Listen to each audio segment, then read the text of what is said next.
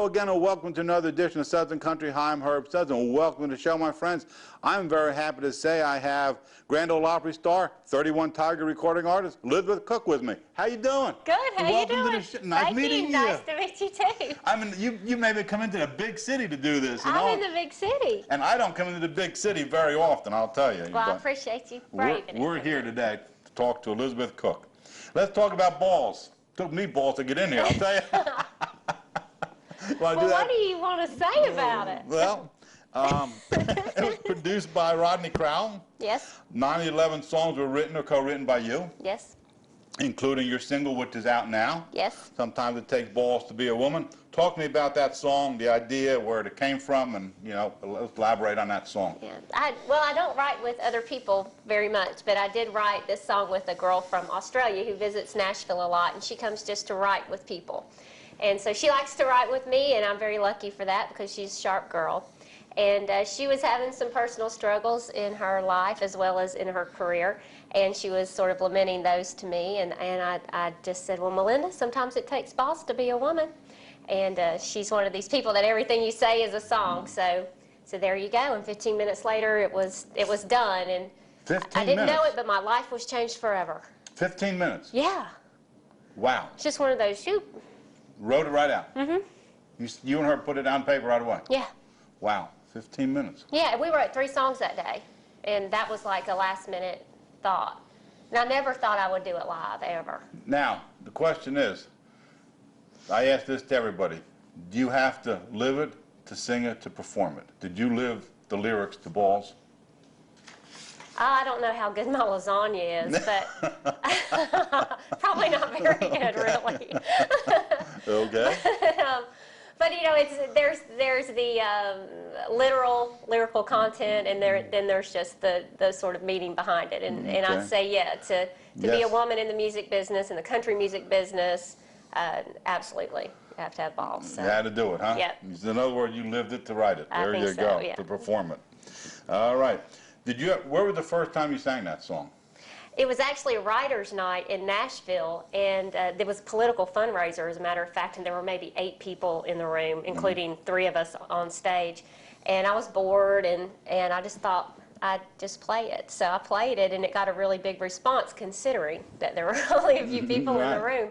And later that year, I found myself on tour with Nancy Griffith, opening up for her, and so I started playing it there. She's a big Loretta fan, so this sort of has that feel to me of back in the day of Fifth City and The Pill and Rated X and Your Squaws on the Warpath. I could go on and on.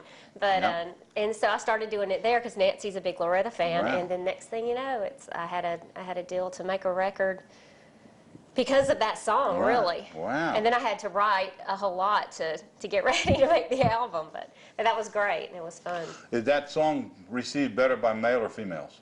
You know what? Amazingly, both. Because there's a lot of men that will come up to my merch table and say they have really strong women in their lives. They're like, this reminds me of my mom, or this reminds me of my sister, or my wife, or you know, they have strong women in their lives, and they love those women, and they recognize that. So I sell as many to men as I do women. Wow. So when you're in a crowd singing to an audience, like at the Opry, I'm sure you sang it on the Opry already. No. No, I can't say balls on the Opry. That's a whole nother issue. Oh. I didn't know that. It's 2007, but they're not ready, so what are you going to do? Sing it everywhere and you know else. what? And it's kind of okay because I'm having to do the song a lot. So this is a good break for me to go play a set at the Opry and not have to do the ball song, as much as I love it. But it's a good break. So I'm fine with it. I have lots of other songs that are just as important to me. So I just assume do those. Okay. Wow. Stepped on a little topic there, didn't you? Yeah, little banana peel there, slipped right off that one. I read where it says, Balls is the bold declaration of an uncompromising artist, unafraid to be exactly who she is. That's a lot to say. Somebody that's unafraid to be who they are today in the music business, I give you credit for that. Well, thanks. I had the major label record deal at one point, and I did not adapt well in that environment. It really wasn't. You too country? Yeah, probably for them, realistically. Which so they should have never spent any money on me to begin with. That was foolish on their part, in my opinion. But you know, I was frustrated with myself artistically because I wasn't really saying and doing everything how I wanted to say and do it. And I was a little too young and inexperienced to really even know what to do about that, except to know that I felt really frustrated. So it was good to get And when you say out of frustrated, you're frustrated in the songwriting of the first 3 albums, or first album or second album, or you're frustrated in explain frustrations? No, you know, really I've been fortunate that I was able to cut the songs that I wrote from the get-go, Yes. really. Yeah. But, you know, musically speaking, Nashville has a big old musical assembly line, and there's a big vacuum of air that just wants to suck you into that. Yep. It's just so huge, and so what goes on there. It's hard to operate outside of that, but really to maintain my identity and do what I wanted to do and be experimental and try and break new ground and do things that how I wanted to do them, I needed to be outside of that machine. So I feel very fortunate that I got to make this record. It is, because you're right, exactly. Everything is cookie cutter down there, pretty much, from what I hear and what I see. Yeah, yeah. It seems that way somewhat. I'm just thinking of, in the 70s, when you were outside that, what do you call it, the vacuum? Yeah. Wouldn't you call an outlaw then in those days? Willie and Waylon and those boys, you know, they didn't conform to the Nashville. Right. Yeah. You know, yeah. My daddy had talked to me about that at one point. I keep knocking this microphone. That's probably a problem, isn't it?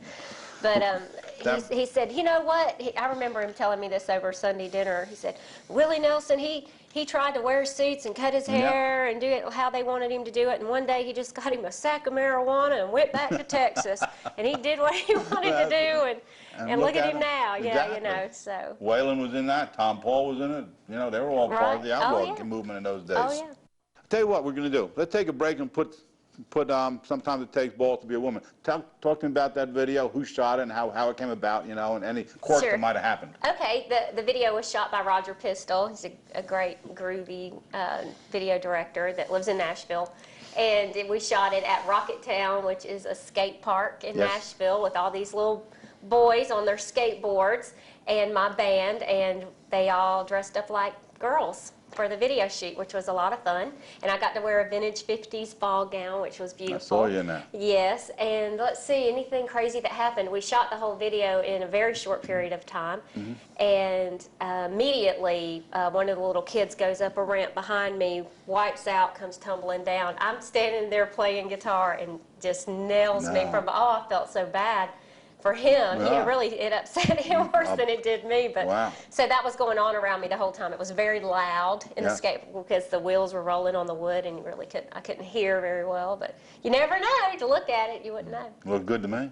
How has your music and your songwriting changed since 2000 with the Blue Album, your first album out, to Hey Y'all in 2002, This Side of the Moon in 2004, and Balls today? What are people going to hear different about Elizabeth Cook and all your songwriting, your singing, and? Well, I think that the way I use language has been pretty consistent because of my background and how I came up. But I think that I'm willing to take more chances musically than I was, earlier. So I think that's one thing that's evolved, hopefully. I don't know. I wish I could really sit down and outline it all and study it and see how I've changed and what was good and what was bad, but I'm not there yet. It's a little more chaotic than that. Have you brought back any songs from your first album to your last album? Have you ever re-recorded any of your earlier songs?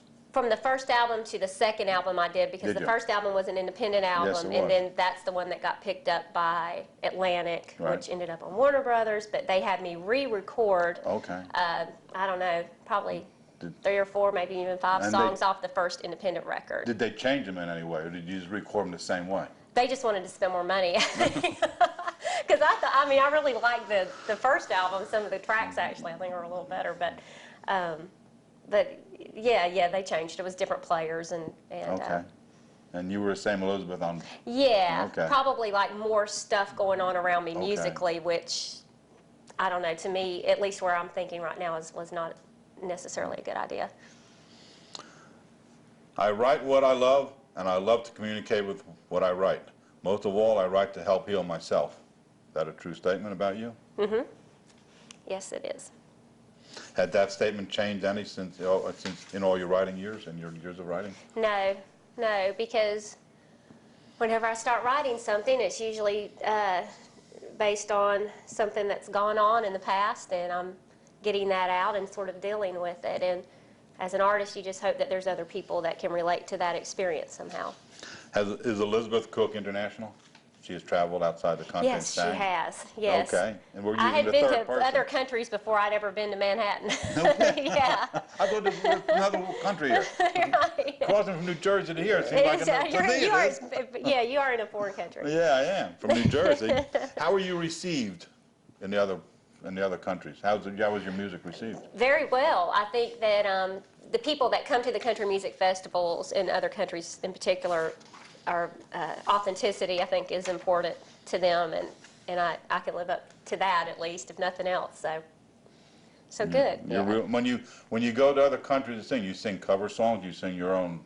Oh, I sing my own Oh, songs. your own Mostly, I mean, I might throw in a cover song just to, and I do that a lot, just because I find that if I learn other people's music, it helps evolve my writing. Right. I might use a chord progression or use a beat rhythm that I would not have used before. So I like to do that. I have to do it to keep from getting bored. Let's talk about your Opry appearances. I read one, I found out some founding, you read one, I read once where you were on 100 times, I read once where you were on 200 times. Is 200 more accurate than 100? It's a little over 250, I think 250 now. already?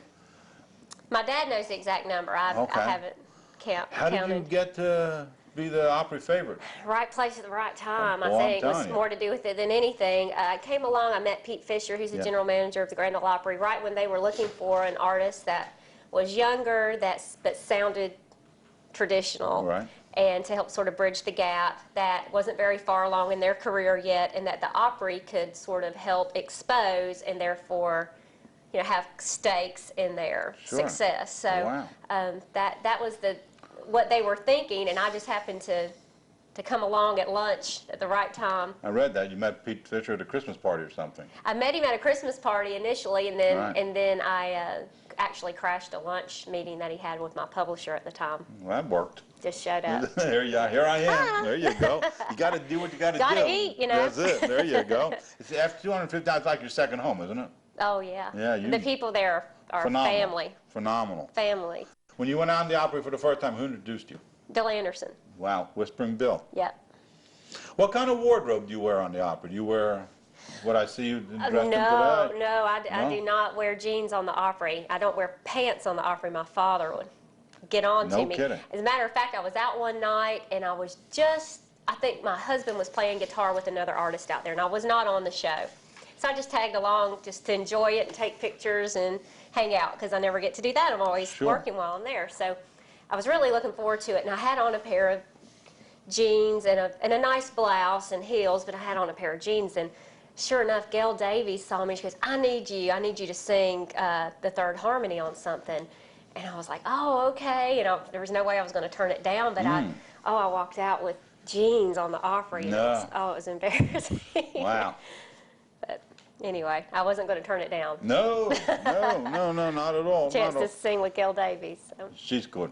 She's Oh, good. I she's forgot, amazing. what was her song back in the 70s and 80s? She was on She the had chart. Around the Clock Yeah, Lovin', that's All it. I Need, Yep, I played them Someone on is Looking for, Yep. Somebody's Looking for Someone Like You. I would play them on the radio. I have all her Brilliant 45s. writer. I have all her 45s at home. Yeah. She writes, she plays, her voice is as strong as it can be. She's a big inspiration to me. Your voice, talk about voices, your voice has been likened to Dolly. Yeah. Yeah, and then it says the spirit, it goes back to Tammy and Loretta. Your lyrics and your spirit goes back to Tammy and Loretta with the way you write. We got to stop and put another video in. Which one do you want to put in? Let's do Before I Go That Far. Tell about that. Stacey Dean Campbell shot this video. There were 4 people on the set, including me and the stylist. And we flew to Carlsbad, New Mexico, right after our show at Fanfare on the River Stage down in Nashville, or the CMA Music Fest. Right. Still can't get used to that. Then we flew to Carlsbad, New Mexico, where Stacey Dean Campbell shot the video, and it was hot, hot, hot. Wow. We shot it in an abandoned house. It wasn't abandoned, but it was for No sale. no air conditioning? No air conditioning. New Mexico, Right. June. Right. And a guy holding a light on me the whole time. So yeah, it was very, very hot. There was a lot of powder on my face in that video. Let's talk about, I saw on the internet you clog. Yes. Tell me about your clogging Like abilities. the kitchen sink, I clog, I tell you. Well, it's like some little girls, their mother puts them in tap. My mother put me in clogging when I was probably, I don't know, maybe 9 or 10 years old. So I started doing that. Fortunately for me, she bought my clogging shoes way too big, so they still fit me as a grown-up. Wow. And I use them in my shows, and I clog in my shows, and it's just something fun to do. I love to dance. I love to clog. So Let's talk. You're talking about your shows. Let's talk about what kind of stage show you have. oh well, I have a really rocking little country band. It's kind of a punk rocking country band. My husband plays electric guitar. I'm playing acoustic through most of the set myself, and a drummer and a bass player. Sometimes a fiddle player with us too. And we just have a rocking little country show, you know. It's fun. And you clog in the middle of your show? You put one song, you get out, you put your guitar down to go out and do that? Wow. Yeah, I do. Yeah, I feature my husband, Tim Carroll. He's a great songwriter. Sure. And so he does one of his songs. He does some of his songs throughout the show, depending on how long the show is. Right. And so he has this song called the TGV about the train in France. Right. And so it's just a good train beat song. So he'll start doing it, and I'll just go over and switch shoes real fast. And you know, if we're on a big stage, they'll put a mic down on the floor, and the band will stop, and I'll attempt to keep up. There you go. Now nobody else, your husband doesn't go out and clog. No. He thinks that's really crazy that happens. I read you got cats. Love my cats. Love I miss your them cats. very much. Miss them very much. Who are they named early this after? morning. Well, I had Charlie and Ira. I read that. Yes, Charlie, and unlike real life, was in a car accident and didn't No survive kidding. that. So, Get out. yes, I have Ira still, and he's my big Black Panther, I call him. He's not really a big Black Panther, but he likes for you to tell him that he is a big Black Panther. And then I have Ernest T, who's my big white butterball cat, and he's troubled. His mother got ran over by a car when he was just a baby, like a week old. So we sort of rescued the litter, and I ended up with Ernest T, and he has a lot of issues, but we're working through them as a family.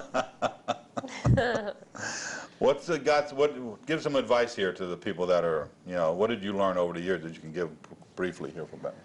Oh gosh, just For somebody that wants to start out. I think that if you can figure out what it is about doing this that makes you happiest.